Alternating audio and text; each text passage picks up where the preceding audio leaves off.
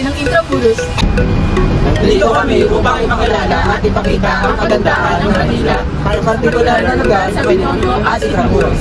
Kaya't ano pang hinihintay nyo? Tara na't samahan kami, lakbayin ang kasaysayan ng Manila.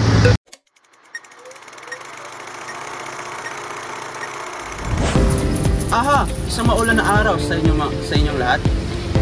Nasa likod ko ngayon ang isa sa mga pinakilalang simbahan sa Manila. Mga kaka, nakikita ninyo sa aking likuran ang Manila Cathedral na ipinatag noong 1570 sa kautusan ni Papa Gregorio VII na matatagpuan sa Calle Andres Soriano, Quino.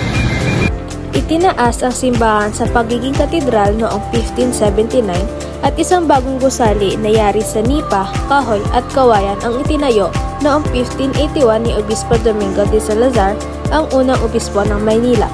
Binasbasan ang bagong gusali noong December 21, 1581 at naging ganap itong katedral. Nakita ninyo ang ganda at laban ng kasaysayan ng Manila Cathedral. Sundan ninyo ako at ipapasyal ko naman kayo. Sundan nyo, mas kilala sa tao na po si Santiago.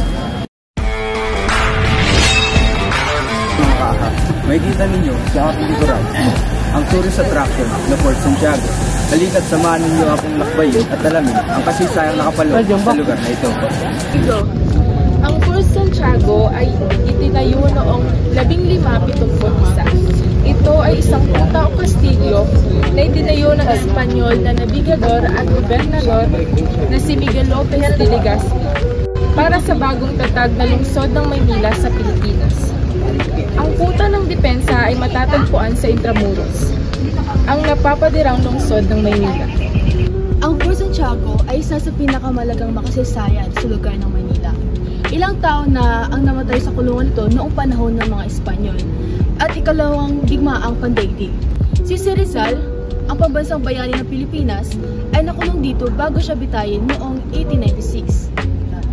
Ang Rizal Shrine Museum ay nagpapakita ng mga alaala ng bayani sa kanilang koleksyon at mga tampok ng buta na naka-embed sa lupa sa bansa. Ang kanyang mga yapak na kumakatawan sa kanyang huling paglalakad mula sa kanyang selda sa lokasyon ng aktwal na magpapatungan.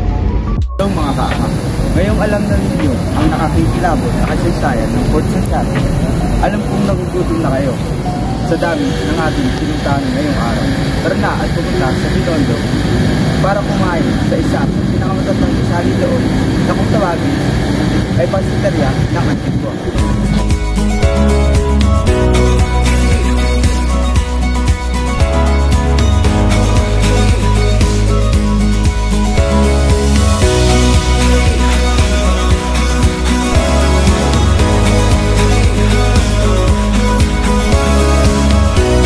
Ang simbahang ito ay kilala rin bilang Minor Basilica ng San Lorenzo Ruiz at Our Lady of the Most Holy Rosary Parish.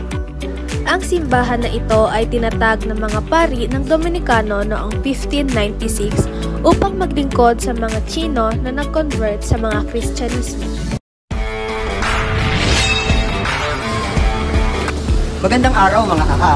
Narito naman tayo ngayon sa lugar ng Binondo kung saan may kita ang isa sa pinakamatandang restaurant na may kita natin sa ating likuran. At ito ang pansiteria ng Antigua.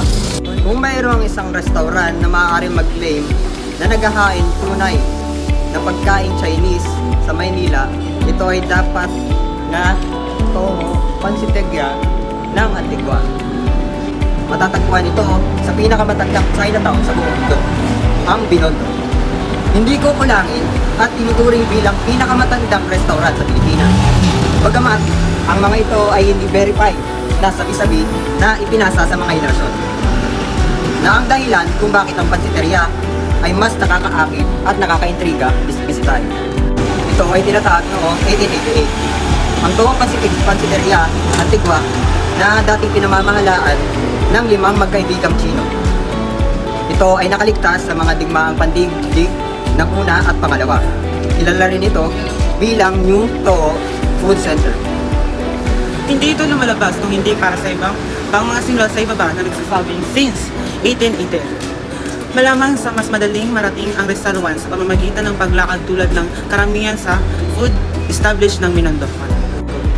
Hindi tulad ng ibang pangpapunta ng restaurant sa lugar pansiteria na ay walang mga kalapit na restaurant. Kung hindi madalas bumisita sa Binondo, dapat mo malaman ang food driver. District ay may mga malawak na restaurant na may ibang specialty. Halos magkapareho ang mga itsura nila, maliban na lang sa signal nila.